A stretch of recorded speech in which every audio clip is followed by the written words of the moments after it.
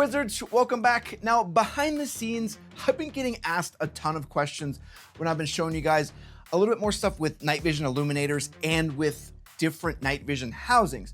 A lot of those questions though are very weird, like which night vision housing has the best illuminators? And the questions, they show me that there is a whole lot of confusion when it comes to night vision, particularly in the housings and all the units. Today I want to help a little bit with that and explain what the housings are, the optics, but I really want to focus a whole lot more on the illuminators that are really like the engine of the whole thing. I've gotten to see a whole lot of different night vision also from testing a bunch of different products and from going out to classes and just seeing other people's night vision and being able to compare them side by side. And I'll tell you that even when I went to buy my first set of night vision, I fell for the same pitfalls because there's just so much marketing and misconceptions in this whole area about what you need to get when you buy. Like as an example, what I came into, some people would tell me, hey, you need the most expensive unfilmed L3 illuminators or you're gonna get killed in the streets. And then on the other side, I got told, well, hey, you should get Phontis tubes because they're just as good, if not better, for half the price. Interestingly, not NNVT though. I don't think anyone has ever recommended those to me. There must be like a shared consensus that those are not good. So today we'll compare L3, Elbit, and Phontis 4G tubes in different lighting conditions and tests to see what exactly you're really paying extra for. With L3 stepping out of the civilian market, we're gonna see those tubes just absolutely skyrocket in price. So I think it's even more important to see some of these performance comparisons so you can know what exactly you're getting if you end up paying like thousands more than something else. Plus, and this isn't really the focus, I'm hoping we can break some of the confusion of tube stats, because in reality, there's like the top 5% that look really, really good. And then there's the bottom 5% that look really obviously bad. And you can see like, wow, this one looks really good and this one looks really bad. But the 90% in the middle, I'm gonna tell you right now, they all look about the same and I couldn't tell the difference. It's good, like all the others, or bad. That's the only tube stats there are. I did the same thing where I had this hyper fixation on the tube stats when I first bought my night vision, because I think most people think you're not gonna buy more than one set of tubes, so you want them to just be crazy good. But if you need a chart like this to be able to tell the difference because your eyes can't see the difference, then the difference is inconsequential. Okay, so the focus really isn't on tube stats. I just want you to see how even in what we're showing, they got wildly different tube stats, but their performances, I think you're gonna notice, are pretty similar minus some very interesting things that you may wanna focus your attention on. I think there's one main variable. Now, when you see night vision for sale, I think a lot of people don't know what exactly they're getting or if it's a deal. Like there's a sale on a particular housing with some optics with a certain illuminator. People don't know if like, hey, that's a crazy good deal, I need to jump on that. Or if they're like, I'm not really sure if that's any good. So let me break down those pieces for you so you understand that as we lead into way more on the illuminator side. So in night vision, you have a few main units. The first is your night vision housing. This is the Manacore R housing, and your housing is gonna determine what features you have, like an IR illuminator here, manual gain, articulation, or maybe an external power supply, basically the frame and how it all drives. Print, Shoot, Repeat also did a really good video on some of the history of night vision, and he also went into more of like the PVS-7, which is that dual into one. So check out that video if you want to learn more about where night vision came from, or if you only care about the Metal Gear night vision, because it's cool anyway. Also, him and I are having a little bit of a bromance, so don't mess this up for me. Now though, I'm gonna take this set of tubes apart, but when you're at home, do not do this. When you remove your optics, you lose your nitrogen purge. Plus, when we start to mess with this, the two optics will no longer be collimated. And the big one is, even in a clean room, every little speck of dust that's in the room will find its way onto your illuminator, and it will look like a blem when you look through the optic. So send these things back when you need to be worked on, but they gave me permission to take them apart, show them to you so you can learn it all. But yeah, even me, I'm not gonna be able to put it together properly. So taking this apart, the next bit you have are your optics. These are the eyepieces connected into the housing itself.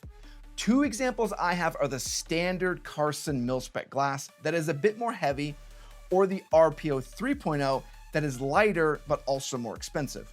You're gonna see that my Elbits have RPO glass, and when I show you some footage, you're gonna see a whole lot more noise in the Elbit footage, which is very interesting, and I don't know if that RPO 3.0 glass has a little bit less image quality or something going on, because none of that noise is actually visible to my eye when I see them. Like, they all look pretty much exactly the same.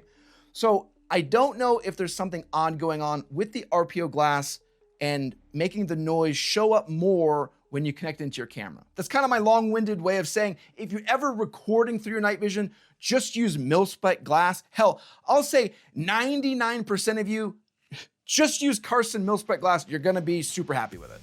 Now, inside the housing is our illuminator, and this is what actually takes the light and amplifies it.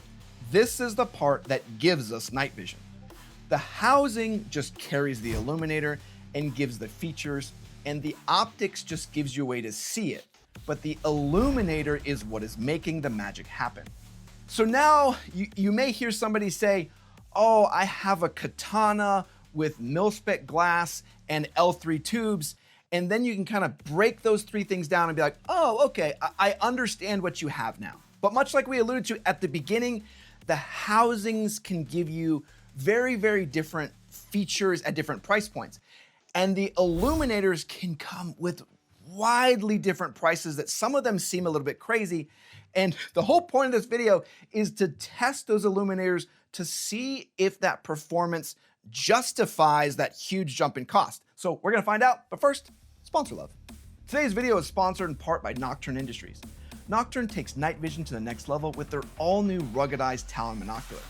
The Talon has a swappable battery cap for any power source, along with power and IR illuminator controls on a single knob. Plus, the single Talon monocular can be upgraded to the dual nod Raptor system. So from the new user to the operational professional, Nocturn Industries has you covered. Nocturn was also nice enough to help us make this video happen by letting us borrow some different units with some different tubes in them so that we can help you make some smarter choices. We're also going to be showing off that Talon and the Raptor soon, so keep an eye out for that. And as always, you can use discount code TLDco for anything over on the Nocturn website. Save a ton. Next is my biases. Here, I don't really care. I bought my L3 tubes and I bought my Elbit tubes. The Phontis ones were sent to us on loan, like I mentioned, from Nocturn. I don't really know anything about Phontis. Arcane Co has a whole ton of videos trying to convince me that they're really, really good. And I guess everybody on Reddit will tell you that L3 unfilmed is the only tubes that you should buy, which is also kind of ridiculous. I just want to test them and see what the results are, so I really don't care which one does better. But it's thanks to our Patreon supporters that we can say and do whatever we want without some stupid brand manager involved. So if you like our more unfiltered style, please consider becoming a Patreon supporter. But don't take anything that I say or any other YouTuber says as gospel. We're all biased in some way, even subconsciously. Particularly if someone who says they don't have any biases, I promise you they're selling you something.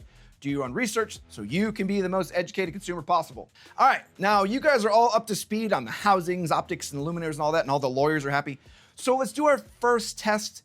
And for this one, I'm gonna set up in the yard at night, and I have a huge IR light that's gonna be behind me. So for the first test, we're gonna do the brightest and the best possible situation to kind of give us a baseline for all the different illuminators. I set up all three illuminators and did the same test with my Canon C70 and locked the focal length, ISO, and shutter speed so we could get the same results across all the units. I even set the focus to manual, which I think kind of screwed me over. So pay more attention to the illumination. Don't pay attention too much to the focus until I can fix it in the next section. Here with different tube stats, different illuminators, and different optics, it's all pretty much exactly the same. Ignore that one with a different focus, But looking at illumination, the Elbit and L3 are almost identical. The Phontis does seem to have a bit more contrast, which is making for some very, very small details in the tree a bit harder to see. Right here though, without having the units side by side, I don't think you would ever notice that. You have to have that image like right next to each other and go like, oh, you're right, I can kind of see that one more. But it does kind of lead us into a little bit of where I thought we'd go as the price goes up, that we're gonna probably see the Phontis struggle a little bit more with low light performance. Okay though, for the next test, I'm just gonna kill the big IR light. So we're gonna do the same test just under Moonlight. It's like a half moon out. I don't know what those waxing and waning and all that stuff is. It doesn't matter. Just know that it's pretty dark out there. I can see with my natural night vision once I adjust, but I can maybe see like 10 or 20 feet if that gives you a good reference to how bright it is outside. Here now I got the focus fixed and I have them all focused on that front sheet. And now the L3 and the Phontis look identical in terms of illumination.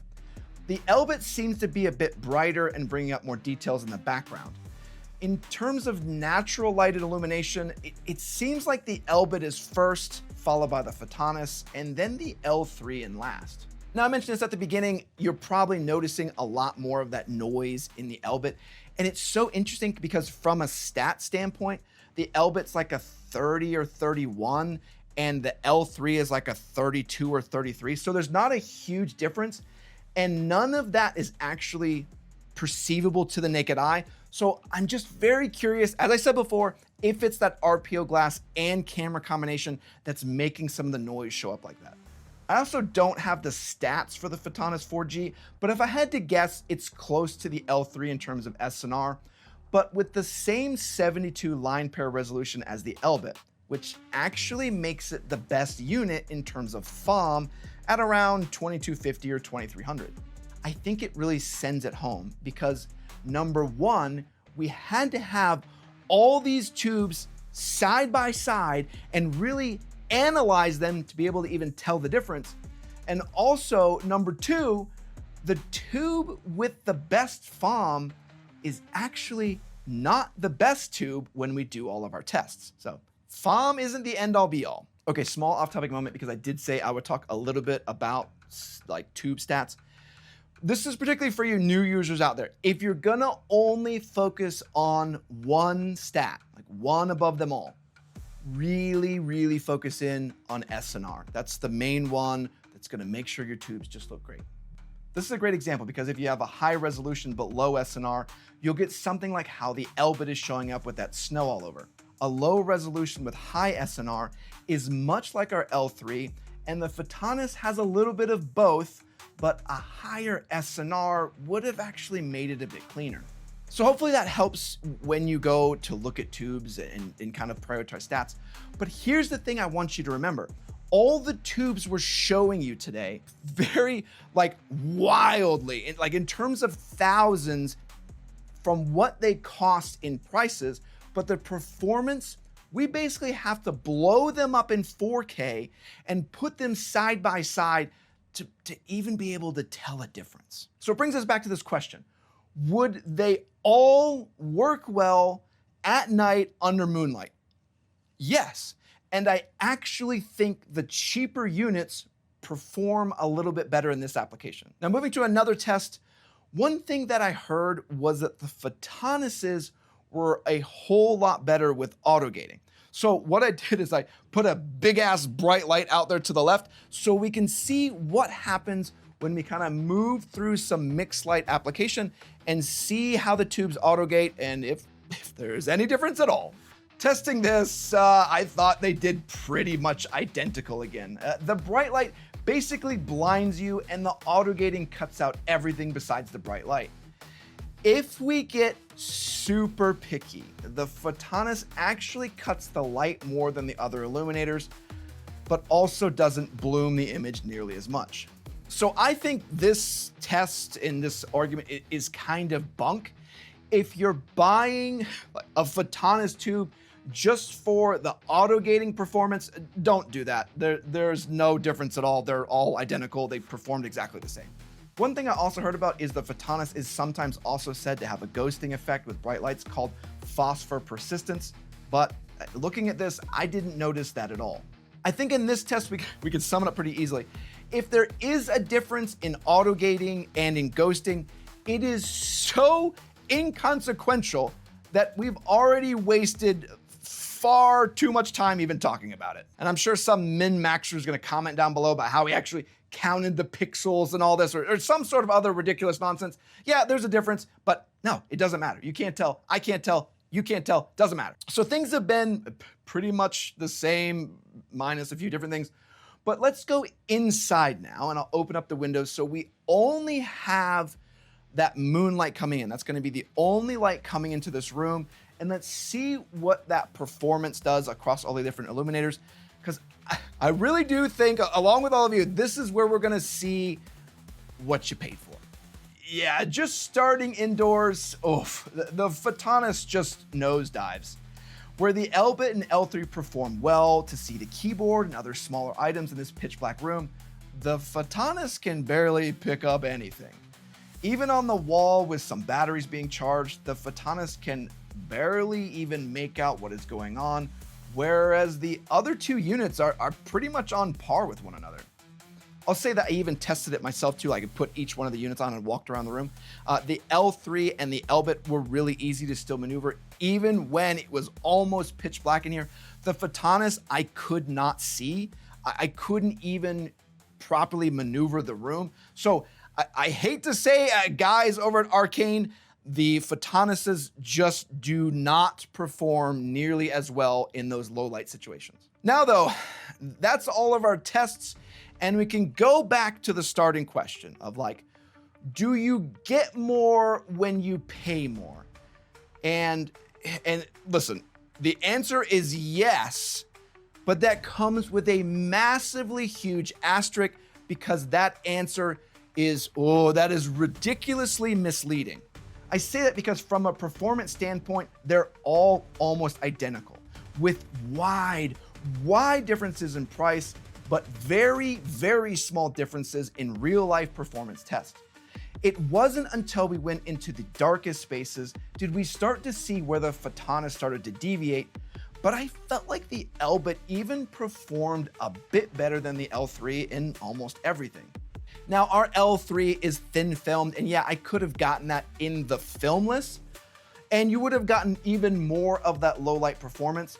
But again, you're gonna be paying a whole lot more and more and more to get just a little bit of a performance increase in a very, very small performance application. So if you want my buying tips, if you're fighting near peer adversaries and using like passive aiming, or you're like digging through caves where it's almost pitch black and you have to stay as dark as possible, then yeah, you absolutely need that low light performance, and 100% you need to spend the extra to get that higher performance of tubes. I think that is the best idea for your application.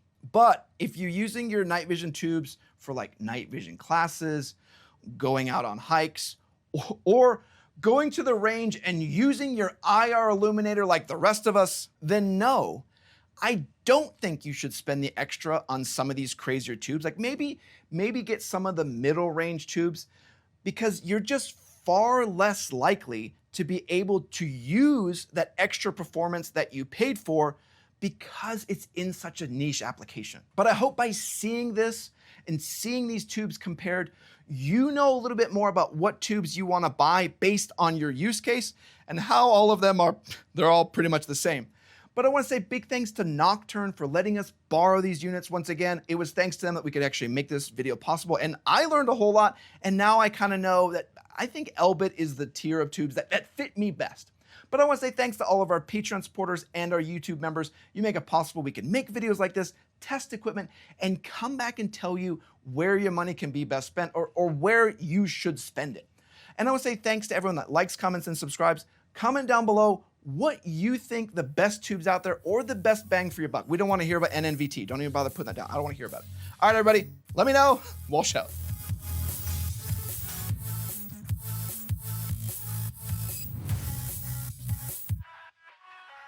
think I had to edit out most of the footage. But when I was walking down the hill to like test it, I probably fell down that hill like 5 times. The neighbors had to wonder if I had some sort of mental brain damage going on. Like, why is he walking up and down the hill continually at like 11:30 at night? All right, guys, you gotta get out of here. Nocturne, those are 100% not put together correctly. So when you get them, just be aware. And PSR, let's collab this thing. Let's do some night vision and some bullshooting. All right, get out of here.